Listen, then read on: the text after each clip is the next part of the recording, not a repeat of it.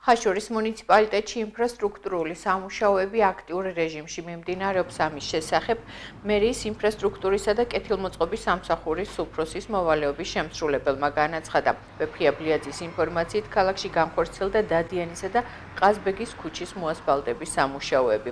ამ ეტაპისთვის კი მიმდინარეობს კიდევ 6 ქუჩის საპროექტო სამუშაოები, რომლის ჯამური ღირებულება 2 მილიონ ლარამდეა. მისივე თქმით, 6-ვე ქუჩაზე ასფალტის საფარის მოწყობა მიმდინარე წელს დასრულდება. მომავალი წლისთვის ასევე იგეგმება ცენტრალური ქუჩების მოწყობის სამუშაოები. საგზაო სამოსის აღდგენის უზრუნველყოფისათვის და მოძრაობის გაუმჯობესებისათვის მუნიციპალიტეტმა დააგეგმარა და განახორციელა დადიანისა და ყაზბეგის ქუჩის მოასფალტების სამუშაოები. ამ ეტაპზე მიმდინარეობს 6 ქუჩის საპროექტო სამუშაოები, რომელიც ჯამური ღირებულება აღემატება 2 მილიონ ლარს და დაგეგმარებულია მიმდინარე წელს განხორციელდეს აღნიშნულ ქუჩებზე ასფალტის საფარის მოწყობის სამუშაოების.